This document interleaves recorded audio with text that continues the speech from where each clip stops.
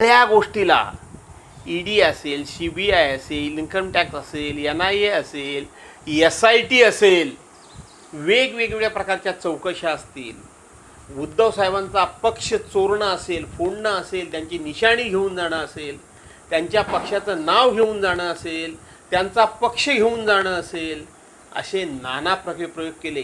रोज त्यांची माणसं फोडण्याचं काम चालू आहे. पण आज तागायत एकमेव हा देशातला असा नेता मला दिसतोय की जो खचला नाही, जो घाबरला नाही, जो गडबडला नाही, जो हादरला नाही. आणि ज्या भाजपानं केंद्राच्या सत्तेच्या बळावर आम्ही उद्धव ठाकरेंना गुडघे टेकायला लावू, त्यांच्या मुलापासून नाना तऱ्हेचे आरोप केले. परंतु ह्या सगळ्या कुठल्याही गोष्टीला भीक न घालता उद्धव साहेबांनी यांच्यासमोर गुडघे टेकलेले नाहीत. हे उद्धव साहेबांचं उदाहरण उभ्या देशाला आदर्श उदाहरण राहील. मी आज सांगतो, मी माझं मत मांडत असताना मी माझं मत जे मला वाटतं ते मांडतो. आज तुमच्या कॅमेऱ्यासमोर बोलत असताना मी शिवसेनेचा नेता म्हणून बोलत नाही, मी शिवसेनेच्या प्रवक्त्याच्या यादीमध्ये नाही. माझं मत पक्षावर बंधनकारक नाही.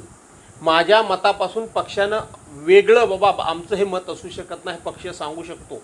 परंतु माझं हे मत आहे, हे माझं निरीक्षण आहे की उद्धव साहेबांची छाती कसली आहे याचाच मला वाटतं एकदा शोध घेण्याची गरज आहे. किती आरोप, कोणकोणत्या टीका, किती चौकशा, काय उपद्व्याप सुरू आहेत. सकाळ संध्याकाळ ज्यांची लायकी नाही ती माणसं त्या माणसाबद्दल एवढं काय बोलतात हे सगळं ऐकल्यानंतर अंगाचा तिळपापड होतो. पण आम्ही शांत राहण्याचीच भूमिका घेतलेली आहे. इतक्या निधड्या छातीचा, इतका निर्भय आणि इतका निडर नेता ह्या देशामध्ये नाही, हे मी तुम्हाला आज सांगतो.